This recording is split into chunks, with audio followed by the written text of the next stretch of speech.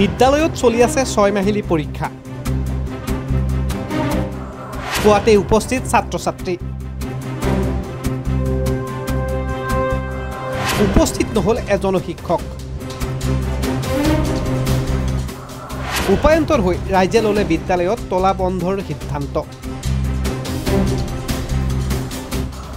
মেছাকি টঙানী প্ৰাথমিক বিদ্যালয়ৰ শিক্ষকৰ কাণ্ডত অসুস্থ ৰাইজ। কেনেদৰে চলিছে মন্ত্ৰী ৰণোজ পেগুৰ শিক্ষা বিভাগত? এখন বিদ্যালয়ৰ কাহিনী ক'ব ওলাইছোঁ। বিদ্যালয়খনৰ শিক্ষকৰ নাই অকণো নৈতিক দায়িত্ব। চৰকাৰে শিক্ষা সংস্কাৰৰ নামত প্ৰণয়ন কৰিছে ইখনৰ পিছত সিখন আইন, বলবৎ হৈছে ইটোৰ পিছত সিটো নীতি। কিন্তু প্ৰকৃততে শিক্ষাৰ নামত ভিতৰুৱা অঞ্চলৰ বিদ্যালয়সমূহত চলি আছে কি? এইখন চিচিপৰ গাঁৱৰ ৰাজচক্ৰৰ অধীনত অতি ভিতৰুৱা অঞ্চলত অৱস্থিত মেছাকি টাঙনি প্ৰাথমিক বিদ্যালয়। 1946 চনতে স্থাপন কৰা হয় এই বিদ্যালয়খন। এই বিদ্যালয়খনে এই অঞ্চলৰ শিক্ষাৰ ক্ষেত্ৰতো লৈছে বিভিন্ন ধৰণৰ গুৰুত্বপূৰ্ণ ভূমিকা। বৰ্তমান বিদ্যালয়খনত চৰকাৰীভাৱে নিযুক্ত হৈ আছে 4জনকৈ শিক্ষক, কিন্তু বিদ্যালয়লৈ নিয়মিতভাৱে নাহে এজনো শিক্ষক। বিদ্যালয়খনৰ প্ৰধান শিক্ষক বিনোদ পেগু বিদ্যালয়খনলৈ কেতিয়াবা আহে, বাকী 3জন শিক্ষকৰ অৱস্থা একেই। মন গ'লেহে তেওঁলোকে বিদ্যালয়লৈকে আহে। বৰ্তমান বিদ্যালয়সমূহত চলি আছে 6মহীয়া পৰীক্ষা। শিক্ষা বিভাগে দিয়া ৰুটিন অনুসৰি পুৱাই পৰীক্ষা দিবলৈ বিদ্যালয়ত উপস্থিত হ'ল কণ ছাত্ৰ-ছাত্ৰী, কিন্তু 11 বজালৈকে বিদ্যালয়খনত উপস্থিত নহ'ল এজনো শিক্ষক। বিদ্যালয়ত উপস্থিত হ'লগৈ খণ্ড সমল শিক্ষক, বিদ্যালয় পৰিদৰ্শক, শিশু স্বাস্থ্য পৰীক্ষাৰ বাবে যোৱা স্বাস্থ্যকৰ্মীৰ দল, কিন্তু উপস্থিত নহ'ল বিদ্যালয়খনৰ এজনো শিক্ষক। কণ ছাত্ৰ জীৱনৰ শিক্ষা জীৱনক লৈ হেতালি খেলাৰ ক'ত অধিকাৰ পালে এইসকল শিক্ষকে? ইতিমধ্যে ক্ষুব্ধ ৰাইজে সংবাদ মাধ্যমৰ জৰিয়তে বিহিত ব্যৱস্থা আৰু তৎকালীনভাৱে মুখ্যমন্ত্ৰীৰ লগতে শিক্ষামন্ত্ৰী আৰু শিক্ষা বিভাগৰ ওচৰত এই ধৰণৰ শিক্ষকৰ ওপৰত বিহিত ব্যৱস্থা লোৱাৰ দাবী জনাইছে। চাওক, আপুনি আহি পেলাই দেখিছে মেছাকি টঙানী প্ৰাথমিক বিদ্যালয়ৰ যিটো স্কুলখনত আজি ক্লাছ 1 ক্লাছ 2 পৰীক্ষা আছিলে, কিন্তু আজি 11টা বাজিলে নেকি, 11টা বাজিলৈ এতিয়ালৈকে মাষ্টৰ অহা নাই আৰু কোনো এটা ক্লাছো কৰা নাই আৰু পৰীক্ষাও লোৱা নহ'ল। ইয়াত 4জন সৈতে আছে, এজন ভলেণ্টিয়াৰ লৈ আছে বুলি কৈছে। এই ভলেণ্টিয়াৰ লোৱাজনো 4 মাহ 5 মাহ হয়, কিন্তু আজি পৰ্যন্তলৈকে সিও ক্লাছটো কৰা নাই। ঠিক আছে, আমি মানিছোঁ ভলেণ্টিয়াৰ লৈ আছে বুলি, কিন্তু 3জন শিক্ষকটো আহিব পাৰে, কিন্তু এই 3জন শিক্ষকো আজি এতিয়া টাইমলৈ 11টা বজালৈকে আহি পোৱা নাই। এজনো অহা নাই। এতিয়া পৰীক্ষা কি হ'ব? পৰীক্ষা একেটাই জানে।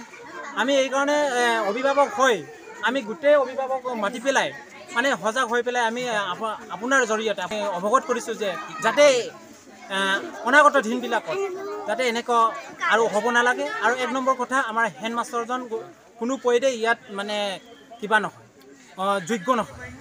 যোগ্য নহয় বুলি আমি ভাবোঁ। কাৰণ কিয়নো আমি কমিটি হৈ বা অভিভাৱক হৈ পেলাই মাজে সময়ে চেক কৰিব আহোঁ, কিন্তু সেইদিনা কোনো সি নাহে আৰু ক্লাছ কৰাত সি বিসংগতি হয়। তাৰমানে হেডমাষ্টাৰজন নাহে স্কুল? নাহে। বাকী কেইজন শিক্ষক আহে? নাই, বাকী কেইজনো আহে, কিন্তু কেতিয়াবা আহে কেতিয়াবা নাহে, ডেইলি নাহে।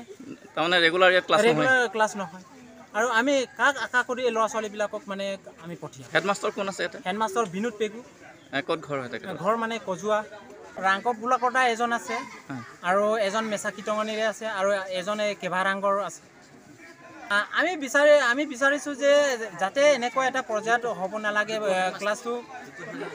ক্লাছটো তেনেকুৱা এটা ল'ৰা ছোৱালীৰ ভৱিষ্যতক ধ্বংস কৰিব নালাগে।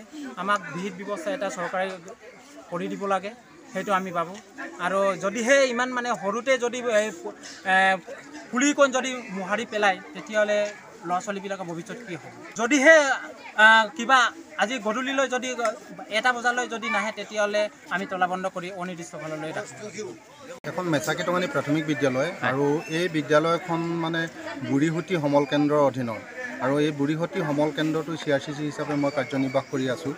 মেছাকি টঙানী প্ৰাথমিক বিদ্যালয়খনৰ যিগৰাকী প্ৰধান শিক্ষক বিনোদ পেগু, তেখেতৰ ওচৰত মই বহুবাৰ অভিযোগ বিভাগীয় কৰ্তৃপক্ষক দিছোঁ তেখেতৰ হৈ, আৰু বিভাগীয় কৰ্তৃপক্ষই তেখেতক এবাৰ চৌকচো দিছে।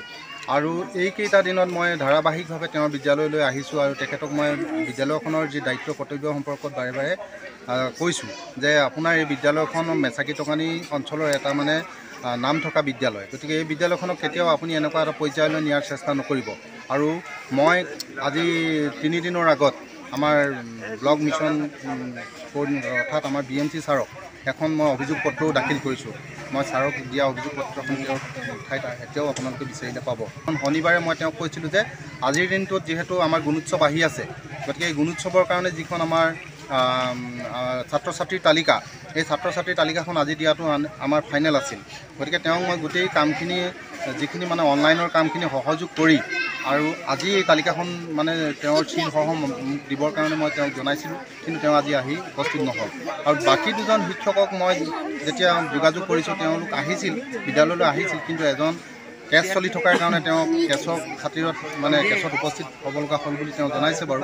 আৰু দ্বিতীয়জনৰ কি হৈছে, নতুনকৈ তেওঁ ৰেগুলাৰাইজেশ্যন হোৱাৰ কাৰণে তেওঁ NPSৰ এটা কামত গ'ল বুলি কৈছে। কিন্তু তৎসত্ত্বেও মই তেওঁক কৈছোঁ যে তুমি অন্ততঃ পৰীক্ষাটো পাতি যাব লাগিছিল, কাৰণ ছাত্ৰ ছাত্ৰী যিহেতু পৰীক্ষা চলি আছিল, গতিকে পৰীক্ষাটো পতাটো তেওঁৰ দায়িত্ব আছিল।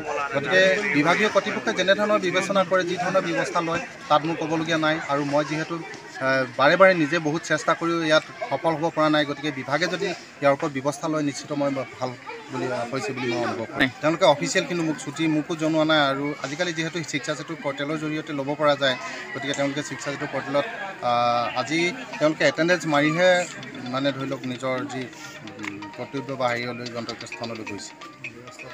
তাকে আজি মেচাকি টঙানী LP স্কুলত আহিছোঁ যে ইয়াত টিচাৰ নাই বুলি কোৱাৰ কাৰণে, গতিকে আমি তেওঁলোকক ব্যৱস্থা ল'ম ডিপাৰ্টমেণ্টেলি।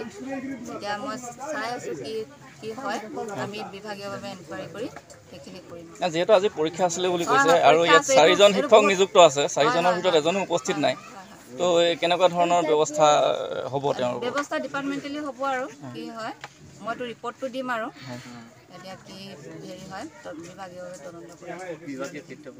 আমাৰ হেল্থ কেম্প এটা দিছিলে ইয়াতে, সেইটো কাৰণে আমি আচ্ছা, এই শিক্ষক নাই বুলি এটা অভিযোগ আহিছে, আপোনালোকে পাইছেনে শিক্ষক?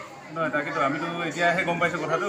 আমিতো নিজাববীয়াকৈ আহিছিলোঁ নিমন্ত্ৰণ কৰাৰ কাৰণে আজি বহি কিনি এতিয়াহে গম পাইছোঁ কথাটো হুলস্থুল হোৱাৰ পিছত। তাৰমানে আপোনালোকে কোনো শিক্ষক লগ পোৱা নাই? লগ পোৱা নাই।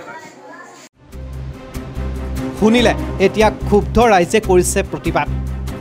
উল্লেখযোগ্য বিষয়টো হৈছে শিক্ষামন্ত্ৰী ৰণোজ পেগুৰ নিজৰ গৃহ সমষ্টিতেই বিদ্যালয়ৰ প্ৰকৃত ছবি এয়া। মুখ্যমন্ত্ৰী ডক্টৰ হিমন্ত বিশ্ব শৰ্মাৰ লগতে শিক্ষামন্ত্ৰী ৰণোজ পেগুৱে সঘনাই শিক্ষাৰ ক্ষেত্ৰত ন' কম্প্ৰমাইজ বুলি কোৱা মন্ত্ৰীদ্বয়ৰ এতিয়া সময় হ'বনে? কণ কণ ছাত্ৰ জীৱনক লৈ হেতালি খেলা মেচাকি টঙানী প্ৰাথমিক বিদ্যালয়ৰ শিক্ষকক নিয়ন্ত্ৰণ কৰিব? কেতিয়া চকু পৰিব ৰণোজ পেগুৰ এনেধৰণৰ বিদ্যালয়সমূহৰ ওপৰত? অথবা বিভাগীয় কৰ্তৃপক্ষই এই প্ৰতিবেদন দেখা পোৱাৰ পিছত কি ব্যৱস্থা গ্ৰহণ কৰিব সেয়াও হ'ব লক্ষণীয়। চিচিবৰ গাঁৱৰ পৰা বনমলী মহন্তৰ ৰিপৰ্ট, DB নিউজ।